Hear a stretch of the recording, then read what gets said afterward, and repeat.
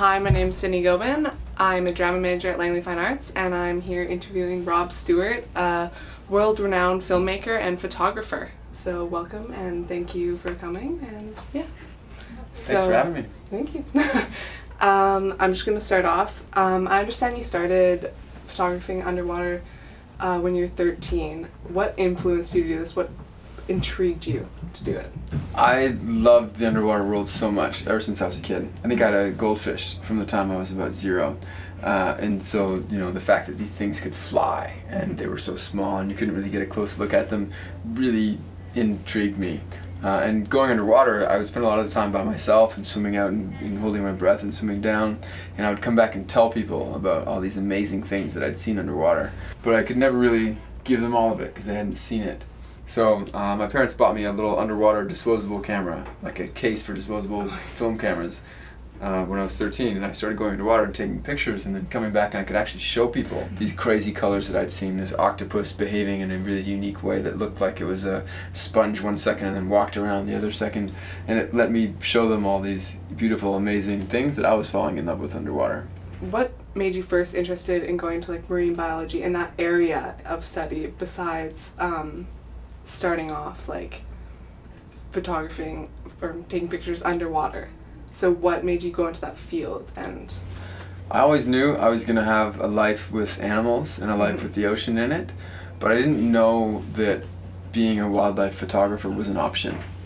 You know, it wasn't on the list of doctor, lawyer, secretary kind of thing that I grew up with, or zookeeper, you know. So it wasn't until I was maybe 18 or 19 when I was already in university that I realized, you know, maybe I could attack that profession with everything I had and maybe I could achieve it. And as soon as I knew it was an option, I went for it. Oh, awesome. So did your schooling affect your passion for the ocean? I studied zoology at Western for 2.5 years and then finished university with a roving field studies program in Kenya. And so that really did affect who I ended up being and how I ended up seeing the world. And one environmental studies course at Western was particularly interesting for me, and their studies of past ecosystem consequences of the removal of predators really influenced me. They told me particularly about one example of the sea otter off the west coast of North America. In the late 1800s, we wiped out the sea otter, and the sea otter's prey population, sea urchins, exploded in numbers. The sea urchins ate all of the kelp, and without kelp, these giant underwater forests, there was no breeding ground for Pacific herring. And without the herring, there were no large fish, there were no sharks, there were no salmon, there were no tuna, no skates, no rays, no dolphins, no whales. So these massive ecosystem consequences happened because we removed one furry little 4-million-year-old predator. And that showed me that there's some pretty intricate, you know, interrelated systems out there that we should be paying attention to. Yeah, definitely. So you obviously have many memorable moments in the ocean. What is one of your favorite that you just like hold on to that you love sharing and just thinking about all the time? My favorite underwater experiences are probably at Cocos Island in Costa Rica. Cocos is a seamound 360 miles west of Costa Rica in the middle of nowhere, and it's an underwater volcano. And as a large predator in the Pacific Ocean migrates around through these areas from continent to continent, there's very few places for them to stop to mate or to eat. So almost all the sharks that travel through that area stop into Cocos Island as sort of a way station. And one dive site off the coast of Cocos called Alcyon is a seamount that just barely breaks 100 feet underwater. So to find it, you've got to jump in the water, swim straight down to 100 feet and hope you find it. But on this, you could be surrounded by 300, 500 hammerhead sharks, all swimming in schools, all working in currents and circles. Yeah. And it's a pretty amazing experience to be surrounded by super predators on all sides. And to have them, you know, finally get used to you and not be bothered by your presence. Yeah, it sounds amazing. So social media allows you to get your message out to the world. How do you feel about the fame that you've gotten from shark water? Like, do you like having the fame and attention on you, or do you enjoy that it's bringing attention to the cause that you are trying to share to everyone? I'm really excited that any fame I've got means people care and they've seen the movie. Making shark water was quite difficult and took everything that I had. And I wasn't putting myself in the movie because I wanted to be in the movie. I was in it because I had to find a way of telling that story that was cinematic and, you know, worthwhile for people to pay money to sit down in movie theaters. So it's not so much about me, it's more about the fact that, you know, I'm delivering this message to the public, and if, you know, people need a voice to rally behind, then I'm cool with that. But I mean, for me, it's about the issue, really. And if I could, you know, sidestep the fame thing, I probably would. Yeah. You know, and just live simply. But we've got a much bigger task ahead of us now, so we've got to do that every way we can.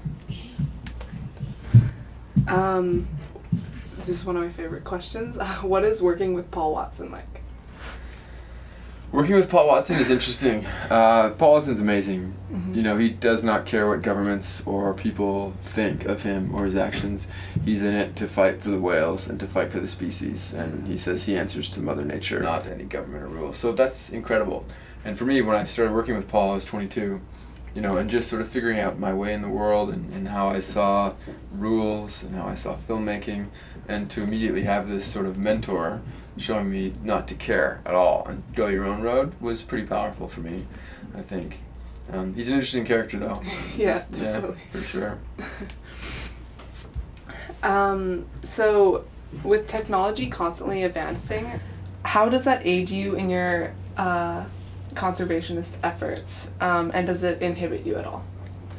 Technology has been a huge helper in us in the conservation movement and spreading the word. Right now there's more than 1 billion people on Facebook that we can all let know about an issue right away as soon as it's found. We can connect more than billions on the internet. We can show people the movie. Anyone in the world can watch my movies anytime they want. So that's huge and amazing, and I think the technological advancements are going to continue to push us in that direction. I mean, we can now find shark fins on rooftops on Google Earth instead of having to climb on top of buildings and almost get arrested, sort of thing. So I think it's going to be the tool that gets us through this revolution, is educating the masses, because education is the most important thing right now. Yeah. So have you ever felt that it has inhibited you at all, or no? Technology's never inhibited me, no. It's always helped everything we've tried to do. It was the technological advancements in camera technology that enabled me to get my first movie off the ground, because we could pull stills from HD video cameras and use them in magazine articles. Yeah. It was technological advancements on the second movie that made cameras small enough for me to sneak into countries without getting paperwork. Technological advancements in computers that enabled us to make and edit our movies on our own systems and not have to go to giant post-production houses. So I don't think technology has ever inhibited me. It's only, you know, worked with us. And I think at every turn, when there is a new technological advancement, I'm very quick to try to pick it up and see how we can use it to our advantage. That's great. So what advice do you have for people that want to go into film or photography or anything in that field? I would tell people that are going into film or photography that they should try to use the pinnacle of the human art form to do good. We're in a really serious situation right now where our decisions over the next few years are going to affect whether future generations live in lack and starvation and crisis or not. We've got to turn our situation around. You know, we're destroying the world we depend on for survival, and the way to do that is education, and the best way to bring these messages to the masses is through art. Because you sort of got to bait and switch. People don't necessarily want this information. You've got to suck them into a story or to a piece of art and then spit them out the other side changed.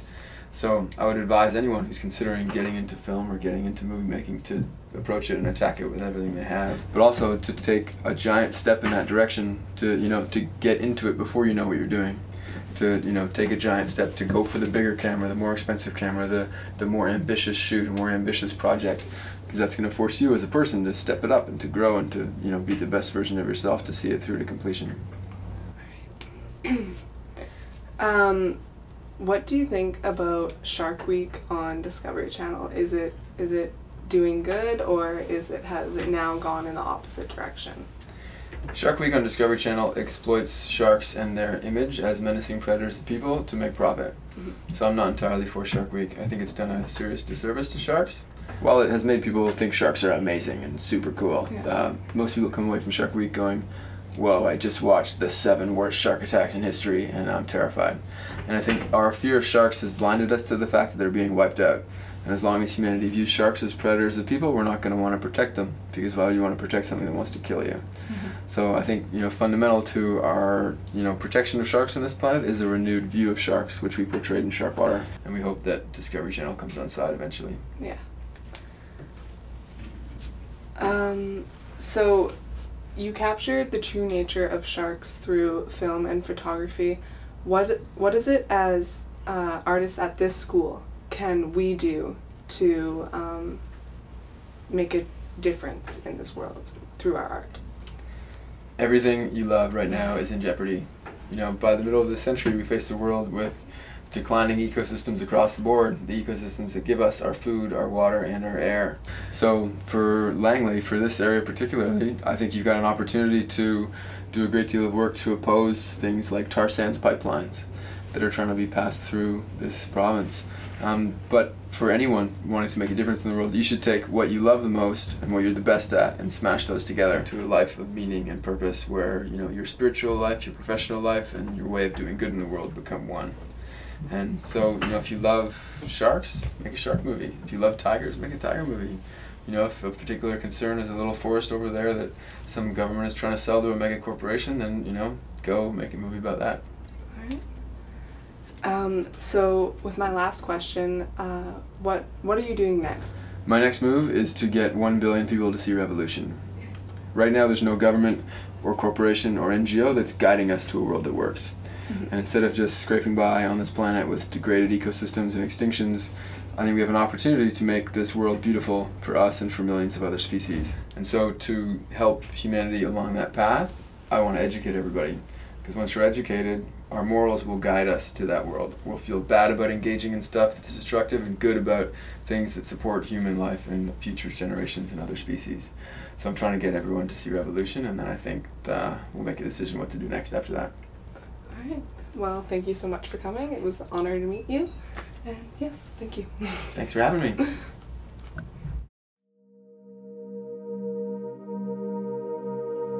Please check out Revolution in theaters across Canada April 12th. We need your help starting this revolution, and awareness is key. So check it out and join our causes on Facebook and Twitter.